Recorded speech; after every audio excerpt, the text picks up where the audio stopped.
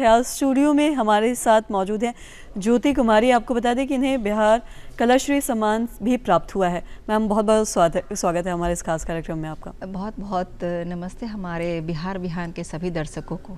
जी ज्योति जी, आपसे जानना चाहेंगे कि अगर हम बात करें, हम जानते हैं कि आप कला से भी जुड़ी हुई हैं और साथ ही साथ आप ऑटिज़म के बच्चों में भी मतलब आप उनको देख रेख करती हैं, उसके बारे में भी आप खास ख्याल रखती हैं। मैं आपसे जानना चाहूँगी, अगर हम ऑटिज़म के बारे में बात करें तो ये ऑटिज़म क्या है और इसके जो बच्चे होते हैं, जो भी बच्चे ऑटिज़म से ग्रसित हैं, उन्हें उसके साथ कैसे ट्रीट किया जाए, कैसे उनके साथ व्यवहार किया जाए, इस बारे में हम ज़रूर जानना चाहेंगे। थोड़ा ऑटिज़म के बारे में भी आप बताएं हम दर्शकों को। तो ऑटिज़म एक मेंटल डिसऑर्डर है।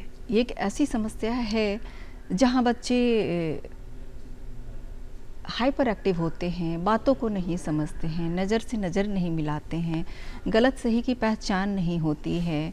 बहुत सारी ऐसी सेंसरी इशू है जो इन बच्चों में जन्म से कहें या 6 मंथ या 11 मंथ 12 मंथ 1 साल के बाद धीरे धीरे ये समस्याएं दिखने लगती हैं। ऑटिज़म जब ये समस्याएं दिखने लगती है तो समझिए आपका बच्चा ऑटिज़म के ओर बढ़ रहा है, या ASD, ADHD या ऑटिज़म, जो भी ये समस्याएं हैं सभी एक्चुअली मेंटल डिसऑर्डर ही है। जी, और साथ ही साथ जो भी बच्चे ऑटिज़म से अगर ग्रसित होते हैं तो कई बार ऐसा देखा जाता है कि उनके साथ है जो व्यवहार अच्छी तरीके से नहीं किया जाता है, चाहे स्कूल में बात करें या फिर घर में भी अगर हम बात करें तो उनके पेरेंट्स सोचते हैं कि बच्चा समझदार नहीं है तो उसे उसकी पिटाई कर देते हैं। बहुत बार ऐसी चीज़ें होती है। तो ये जो ऑटिज़म के बच्चे हैं उनके साथ किस तरीके से व्यवहार किया जाए, चाहे स्कूल में हो या घर में, इस बारे में भी थोड़ा बताएं। सबसे पहले तो जब ये चीज़ आपको दिखे कि मेरा बच्चा और बच्चों से डिफरेंट है तो सबसे पहले आप डॉक्टर से मिलें। डॉक्टर से मिलने के बाद आप डॉक्टर को सजेस्ट करते हैं थेरेपीज़ का, ठीक है, ओके, तो आप बच्चे को थेरेपीज़ दिलवाएं। ऑटिज़म वाले बच्चे में या ASD या ADHD जो भी प्रॉब्लम है तो इनमें सबसे पहला प्रॉब्लम ये आता है मैडम कि बच्चे बोलते कम हैं, समझते कम हैं। एजुकेशन तो खैर कम होता ही है जब वो छोटे होते हैं। धीरे धीरे जब वो बढ़ते हैं तो उन्हें स्कूलिंग की ज़रूरत होती है, उन्हें एक आम बच्चों के बीच में रखने की ज़रूरत होती है। तब एक समस्या आती है ये कि हमारा बच्चा ऐसा है तो उन्हें हम स्कूल कैसे भेजें। फिर भी पेरेंट्स भेजते हैं तो थोड़ा सा बच्चा वहाँ डिस्ट्रैक्ट होता है कि बच्चा वहाँ और बच्चों के साथ नहीं मिल पाता है। तो हमारे स्कूल के टीचर की ये कोशिश होनी चाहिए कि सारे स्कूल के टीचर की ये कोशिश होनी चाहिए कि उस बच्चे को सारे बच्चों के साथ मिलाए ताकि उसका भी इम्प्रूवमेंट अदर बच्चों की तरह हो सके। जी, और ये कोशिश होनी चाहिए, ज़रूरी है। बहुत ऐसे जगह है जहाँ नहीं ऐसी कोशिश की जाती है, उनके पेरेंट्स को कह दिया जाता है कि आपका बच्चा तो ऐसे है, सारे बच्चों को थोड़ा सा डिस्टर्ब करता है। ये चीज़ें नहीं होनी चाहिए। मैं पर्सनली ये बात शेयर कर रही हूँ कि ये बातें नहीं होनी चाहिए, क्योंकि उन्हें भी अधिकार है स्कूल जाने का और उन्हें भी अधिकार है पढ़ने का आम बच्चों की तरह। जी, और साथ ही साथ अगर हम ADHD की बात करें, attention deficit hyper activity disorder के बारे में बात करें, तो कहीं ना कहीं ये जो ऑटिज़म के बच्चे होते हैं वो ज़रूरत से ज़्यादा हाइपर एक्टिव होते हैं या फिर ज़रूरत से ज़्यादा स्लो होते हैं। कई बार ये थोड़ा अलग पाते हैं आम बच्चों से। मैं आपसे जानना चाहूँगी ऐसे में उनके साथ क्या कुछ किया जाए, और साथ ही साथ इसके जो लक्षण होते हैं वो क्या कुछ होते हैं, इस बारे में भी आप हमें बताएं। कैसे उनके जो अभिभावक हैं या जो पेरेंट्स हैं वो ये समझ सकते हैं कि उनके जो बच्चे हैं वो ऑटिज़म से ग्रसित हैं।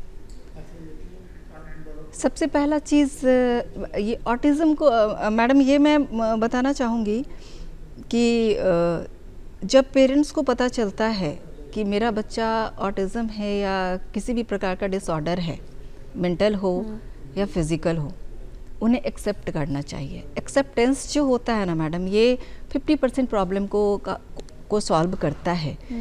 और अगर ऐसा लगता है कि जैसे मान लीजिए वो कहते हैं ना कि अरे मेरा बच्चा मोबाइल देख रहा है इसलिए नहीं बोल रहा है, नहीं, बिल्कुल नहीं। अभी जो ये प्रॉब्लम इतने तेज़ी से ये बढ़ रहा है कि अगर आपको दिखे तो आप तुरंत उस पर एक्शन लें, उन बच्चों को थेरेपीज दिलवाएं। और जैसे शांत कैसे किया जाए, आपने पूछा ना कि हाइपर एक्टिव बच्चे को शांत कैसे किया जाए, तो हाइपर एक्टिव बच्चे को शांत करने के लिए थेरेपीज है, आप थेरेपीज दिलवाएं। और थेरेपीज का सबसे बड़ा रूल ये है मैडम कि 80 और 20% का रेशियो होता है। 80% अगर पेरेंट्स काम करेंगे तो 110% श्योर कि बच्चे में इम्प्रूवमेंट आएगा। अगर वो 20% ही हमारे थेरेपिस्ट काम करते हैं, बिकॉज उनके पास वो 3 या 4 घंटे के लिए ही होते हैं, तो हमारे पेरेंट्स को, हमारे फैमिली मेम्बर को और जो हमारे सोसाइटी के लोग हैं, ये देखिए ये अकेले माँ बाप का काम नहीं है, ये हमारे सोसाइटी का भी काम है। अगर हम माँ बाप, फैमिली और हमारी सोसाइटी मिलकर इन बच्चों पे काम करें ना, तो श्योर कि हमारा बच्चा बहुत इम्प्रूव करेगा, हमारे समाज का बच्चा इम्प्रूव करेगा और उन्हें भी बहुत अच्छी जगह मिलेगी। बिल्कुल। और साथ ही अगर हम अवेयरनेस के बारे में बात करें, किसी भी बीमारी के अवेयरनेस की बहुत ज़्यादा ज़रूरत होती है। कहीं ना कहीं इसके बारे में लोगों को जानकारी मिलती है, उनको एक इन्फॉर्मेशन मिल पाता है कि कहीं ना कहीं ऐसी भी बीमारियां हैं और आज ये कोई भी जो बच्चा है वो कहीं ना कहीं इस बीमारी से ग्रसित है। तो किसी भी बीमारी को लेकर, खासकर ऑटिज़म की बात अगर हम कर रहे हैं, तो ऑटिज़म के अवेयरनेस कितनी ज़रूरी समझते हैं आज हमारे समाज में, इस बारे में भी बताएं। अवेयरनेस तो बहुत ही इम्पॉर्टेंट पार्ट है मैडम, बहुत ही इम्पॉर्टेंट पार्ट है। बिकॉज अगर हम अवेयरनेस नहीं फैलाएंगे, नहीं लोगों के सामने रखेंगे, जानकारियाँ लोगों को नहीं देंगे, तो एक तो पेरेंट्स लोग खुद परेशान है, जिन्हें ज़्यादा जानकारी नहीं है।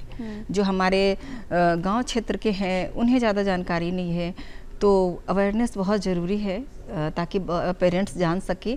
पेरेंट्स के साथ साथ हमारी सोसाइटी जान सके, हमारा फैमिली जान सके कि इन बच्चों के लिए करना क्या है। और ये अप्रैल मंथ है, ऑटिज़्म अवेयरनेस मंथ है, और 2 तारीख को ऑटिज़्म अवेयरनेस डे है। तो मेरी कोशिश यही है कि हमारे पटना में जो भी हमारा सेंटर है, जो भी स्कूल है, ऑटिज़्म हो या स्पेशल हो, अवेयरनेस प्रोग्राम एक हद तक करे ताकि सभी लोग तक ये पहुंच सके। ऑटिज़म पे बात कर रहे थे, हमने अवेयरनेस पे बात किया और साथ ही साथ हमने ये भी जाना कि जो स्पेक्ट्रम डिसऑर्डर है ऑटिज़म, ये इसके जो बच्चे होते हैं वो बाकी बच्चों से कैसे अलग होते हैं, और साथ ही साथ इनके साथ जो व्यवहार है या फिर जो इनके साथ आसपास हमारे जो बच्चे रहते हैं कैसे किया जाए। और साथ ही साथ मैं आपसे ये भी जानना चाहूँगी, अगर हम बात करें न्यूरोलॉजिकल डिसऑर्डर की, तो कहीं ना कहीं जो भी बच्चे होते हैं ये सारे बच्चे अलग होते हैं, उनके जो समझने और चीज़ों को देखने की जो क्षमता होती है वो काफ़ी अलग होती है एक दूसरे से। तो इस बारे में भी आप थोड़ा बताएं। और साथ ही साथ मैं आपसे ये भी जानना चाहूँगी कि इन्हें एक सोशल इंटरेक्शन में भी काफ़ी दिक्कत आती है, जब इन्हें अगर एक भीड़ में या पब्लिक में डाल दिया जाए तो इन्हें चीज़ों को समझने में, देखने में, पढ़ने में, बहुत सारी चीज़ों में दिक्कत आती है। तो इस बारे में थोड़ा आप बताएँ। देखिए ये जो भी न्यूरोलॉजिकल डिसऑर्डर है हर एक बच्चे में डिफरेंट टाइप का होता है। ये बहुत बच्चे ऐसे होते हैं जो ऑटिस्टिक हैं, ऑटिज्म है, ADHD है, ASD है, जो भी प्रॉब्लम है। कुछ बच्चे सोशल इंटरेक्ट नहीं करते, सोशल इंटरेक्शन उनका नहीं होता। कुछ बच्चे होते हैं जो बच्चों के साथ खेलना पसंद करते हैं, लेकिन वो प्रॉब्लम है उन्हें। तो हम ये नहीं कह सकते हैं कि सारे बच्चे सोशल इंटरेक्शन से दूर होते हैं या मिलते जुलते नहीं हैं, और कुछ बच्चे ऐसे होते हैं जो समझते हैं, बोलते हैं, फिर भी लोगों में नहीं जुड़ते हैं। या ये आप प्ले स्कूल में जब भी जाएंगी, जब भी आप विजिट करेंगी, तो ये प्रॉब्लम दिखेगा कि बच्चा बिल्कुल कम समझ रहा है, उसे एक समस्या है, न्यूरोलॉजिकल डिसऑर्डर है, फिर भी वो बच्चों में मिल रहा है। और कुछ बच्चे ऐसे हैं कि बिल्कुल भी मिलना नहीं चाहते हैं। तो डिफरेंट टाइप्स ऑफ बच्चे, मतलब बहुत ही डिफरेंट टाइप के बच्चे हैं और डिफरेंट टाइप का ये प्रॉब्लम है। मिला जुला के मैं एक ही चीज़ कहूँगी कि अवेयरनेस अच्छा होना चाहिए, सभी को ये होना चाहिए कि इन बच्चों पे अच्छा काम हो, इन्हें डिफरेंट ना समझें। और पेरेंट्स के लिए एक इम्पॉर्टेंट मैसेज है मेरा कि इन्हें कंपेयर ना करें, इन्हें अदर बच्चों से कंपेयर ना करें। सभी बच्चे हमारे सामान्य हैं और उन पे जैसे आम बच्चों पे काम कर रहे हैं उसी तरीके से इन बच्चों पे भी वो काम करें। बिल्कुल। और साथ ही साथ ज्योति जी, हम ये भी जानते हैं कि आपका एक जो जुड़ाव है वो ऑटिज़म के बारे में तो हमने काफ़ी कुछ जान लिया, साथ ही आपका एक जुड़ाव कला से भी है। और साथ ही साथ हम ये भी जानते हैं कि आप मधुबनी से ताल्लुक़ रखते हैं, और मधुबनी पेंटिंग की अगर हम बात करें तो आज हर कोई इसे जानता है और देश विदेश तक मधुबनी पेंटिंग के बारे में बात हो रहा है या फिर लोग इसको जानते हैं। मैं जानना चाहूँगी कि कला संस्कृति के, अगर हम कल्चर के बारे में बात करें, ट्रेडिशन के बारे में बात करें, तो इसकी जानकारी हर आम जन तक होना कितना ज़रूरी है। और साथ ही साथ ये समाज में एक कहीं ना कहीं बदलाव भी लाता है इसके माध्यम से। अगर हम कला के आर्ट के बारे में बात करें तो एक समाज में बदलाव भी लाता है। तो इस बारे में भी आप क्या कहना चाहेंगे? मैं मधुबनी से हूँ और मधुबनी का मिथिला पेंटिंग आप जानती होंगी कि ग्लोबल बहुत ये फेमस है, देश विदेश तक ये पेंटिंग बहुत फेमस है। और इसको एक तो ये फेमस है ही, और मैं चाहूँगी इसको और बढ़ावा दिया जाए ग्लोबल तौर पे। जो हमारे जैसे कि जो बिहार से जुड़े हमारे सेलिब्रिटीज़ हैं, जो एक लेवल तक आ चुके हैं और वो बिहार के हैं, तो वो उन्हें रिप्रेजेंट करे देश में, विदेश में। और कला, और उसके बाद जो हमारी संस्कृति है, संस्कृति में तो बिहार का फेमस छठ पूजा है, वो सब जानते हैं, वो तो फेमस है ही।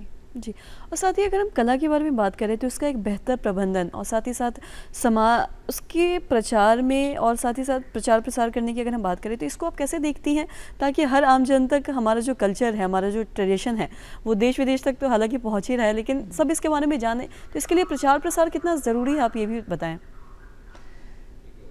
प्रचार प्रसार जो हमारे बिहार की संस्कृति है और कला है, ये हम बिहारी ही कर सकते हैं कहीं भी ग्लोबल तौर पे। तो मैंने आपको बताया अभी कि हमारे बिहार के जो भी फेमस फेस हैं, जो भी सेलिब्रिटीज़ हैं, वो ग्लोबल तौर पे इसे और भी बढ़ावा दे सकते हैं। जी। और साथ ही साथ हम आपके बारे में भी थोड़ा जानना चाहेंगे कि कला से आपका कैसे जुड़ाव हुआ। हालांकि आपने बताया कि आप मधुबनी से ताल्लुक़ रखती है, तो ये चीज़ कहीं ना कहीं उसे हम देख सकते हैं, तो इस बारे में भी थोड़ा आप बताएं अपने बारे में। मैंने ब्यूटी पेजेंट में पार्टिसिपेट किया था 2020 में, और मैं फर्स्ट रनर अप रह चुकी हूँ। और उसके बाद रहा सवाल ऑटिज़म पे काम करने का। सबसे पहले मैं अपने बारे में बता दूं, मुझे डांस का काफ़ी शौक़ है, गाना नहीं आता है, कुकिंग का शौक़ है। उसके बाद 2020 में जब स्टेज पे मेरे से पूछा गया कि आप क्या करना चाहेंगी, तो my both child are autistic child. तो अचानक से कोविड में स्कूल बंद हो गया, तो मेरी बेटी को स्कूल जाने का बहुत शौक़ है, तो हमेशा कहती थी मम्मा स्कूल जाना है, ऐसे ही बोलती मम्मा स्कूल जाना है। तो स्टेज पे मैंने अचानक से बोल दिया कि मुझे ऑटिज़म वाले बच्चे पे काम करना, because my both child is autistic child. तो अचानक से कोविड में सारे स्कूल बंद हो गए, बेटी के चलते मैंने स्कूल खोला और तब से कंटिन्यू हूँ इस पे। और 15 साल का एक्सपीरियंस है बच्चों के साथ काम करने का। यही मेरा लाइफ का अचीवमेंट है और एक्सपीरियंस है मेरा। जी। और साथ ही जैसा कि आपने बताया कि आपके जो बच्चे हैं वो भी ऑटिस्टिक हैं, हाँ। तो आप ये चीज़ करीब से देख पा रही हैं और कहीं ना कहीं आप फील भी कर पा रही हैं। और साथ ही ये जो ऑटिस्टिक बच्चे होते हैं, जो स्पेक्ट्रम डिसऑर्डर के बच्चे होते हैं, इनके साथ मतलब किस तरीके से व्यवहार किया जाए और कैसे थोड़ा अलग होते हैं ये बच्चे, इस बारे में भी आप कुछ कहना चाहेंगे? देखिए, ऐसे बच्चों पे ना पेशेंस से बहुत ही पेशेंस से व्यवहार, मतलब पेशेंस रखना चाहिए, प्यार से व्यवहार करना चाहिए। और हमेशा से मैं एक ही चीज़ देखी हूँ और सभी को कहती भी हूँ कि जब बच्चा आपके सामने आए, अगर वो बोल पा रहा है ठीक है, नहीं बोल पा रहा है फिर भी ठीक है, आप उनकी बातों को समझें। होता है ना कि अब जब भी पेरेंट्स होते हैं या कोई भी व्यक्ति होते हैं, अपनी बातों को समझाने लगते हैं, नहीं ये काम करो वो काम करो, नहीं, आप उनकी बातों को समझें, फिर आप अपनी बात को रखें। तब क्या होता है ना, बच्चे फिर आपसे मिलेंगे जुलेंगे और थोड़ा सा वो एक प्यार वाला व्यवहार होता है ना, तो बच्चे काम करते हैं। अदरवाइज प्रेशर पे ये बच्चे काम नहीं करने वाले हैं। बिल्कुल। और साथ ही साथ कई बार ऐसा भी देखा जाता है कि जब भी कोई न्यूरोलॉजिकल डिसऑर्डर होता है तो कई बार पेरेंट्स समझ नहीं पाते कि बच्चा किस बीमारी से जूझ रहा है। और कई बार स्कूल की ही बात करें तो पेरेंट्स उन्हें मारने लगते हैं या फिर स्कूल में टीचर्स उन्हें मारने लगते हैं, और क्योंकि उन्हें समझ नहीं आ पाता कि बच्चा कहीं ना कहीं किसी बीमारी से ग्रसित है। तो ये न्यूरोलॉजिकल डिसऑर्डर को समझना भी कितना ज़रूरी है, आप समझती हैं? न्यूरोलॉजिकल डिसऑर्डर समझना बहुत इंपॉर्टेंट है मैडम। सबसे पहला चीज़ कि हम बच्चे को कभी भी इंसल्ट ना करें, कभी भी उसकी पिटाई ना करें। अब तो खैर बहुत सारे स्कूलों में इन चीज़ों पे कंप्लेन आने लगा है पिटाई का, तो पिटाई ना करे बच्चे का। और मैंने पहले भी कहा है कि हमें बच्चे को समझना होगा, सबसे पहली चीज़ है हमें बच्चे को समझना होगा, तब जाके उन्हें समझाना होगा। पहले उनको समझे वो क्या कह रहे हैं, फिर तो मेरा काम है ही, हम लोग माँ बाप हैं, फैमिली है, समाज है, फिर तो हम लोगों का काम है उन्हें समझाने का। पहले उन्हें समझना ज़रूरी है कि उनकी इच्छा क्या है, वो चाहते कैसे हैं, वो कैसे सीखेंगे, कैसे किसी भी चीज़ों को सीखेंगे, पढ़ना लिखना बोलना। और साथ ही आप बहुत अच्छा काम कर रही हैं, कहीं ना कहीं आप ऑटिज़म से जुड़ी हैं, ऑटिज़म के बच्चों को आप मदद कर रही हैं, उनके लिए अवेयरनेस हर आम जन तक पहुंचाने के लिए। और जैसा कि आपने बताया कि आपके भी जो बच्चे हैं वो ऑटिस्टिक हैं। साथ ही आने वाले समय में आप क्या कुछ करना चाहती हैं, क्या कुछ बदलाव लाना चाहती हैं ताकि हर पेरेंट्स जिनके भी बच्चे ऑटिज़म से जूझ रहे हैं उन तक ये जानकारी पहुँच पाए और उन्हें कहीं ना कहीं इसके लिए मदद हो पाए, तो इसके लिए आप क्या करना चाहते हैं? एक सबसे बड़ी प्रॉब्लम क्या आ रही है पता है, मैं पर्सनली देख रही हूँ, क्योंकि मैं सेंटर भी चला रही हूँ, देख रही हूँ पर्सनली कि जब बच्चे छोटे होते हैं तो पेरेंट्स उन पे काम करते हैं, और जब जैसे जैसे बच्चे 10 साल 12 साल 15 साल के हो जाते हैं उन पे काम करना बंद कर देते। क्यों? क्योंकि वो नॉर्मल बच्चे के कंपेयर में वो नहीं आ पाते हैं।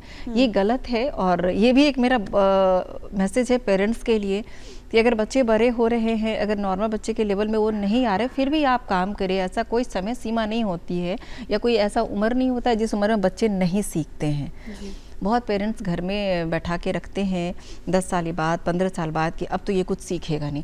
वो भी इंसान है, वो भी एक बच्चा है, उसे भी सीखने का, समझने का, पढ़ने का अधिकार है। स्कूल भेजे या जो भी संस्था है या जो भी सेंटर है वहाँ उनको भेजे। और रहा सवाल आगे क्या काम करने का, ऐसे बच्चे को फिर जब ये बड़े हो जाएंगे, जब 15 साल, 18 साल, 20 साल के हो जाएंगे तो इन बच्चों को फिर कैसे ये अपना ज़िंदगी गुजर बसर करेंगे और कैसे 2 पैसा कमा सकेंगे या फिर कैसे अपना जीवन जी सकेंगे। मेरी वो कोशिश है कि मैं इस पे बहुत बेहतर से बेहतर काम कर सकूं। जी, और साथ ही ज्योति जी, आप हमारे इस कार्यक्रम में आई, जो तमाम जानकारी दी है आपने, हम अगर ऑटिज़म के बारे में ही बात करें, आपने जो तमाम चीज़ें बताई हैं ऑटिस्टिक बच्चों के बारे में, कहीं ना बहुत महत्वपूर्ण है हमारे दर्शकों के लिए भी, और कहीं ना कहीं उन्हें एक जानकारी मिल पाई होगी कि जो भी बच्चे हैं जो इससे जूझ रहे हैं उनके साथ कैसे ट्रीट किया जाए, कैसे व्यवहार किया जाए, चाहे स्कूल की बात हो या फिर चाहे घर की बात हो। तो आप हमारे कार्यक्रम में अपना कीमती वक्त दिया, इसके लिए तहे दिल से शुक्रिया।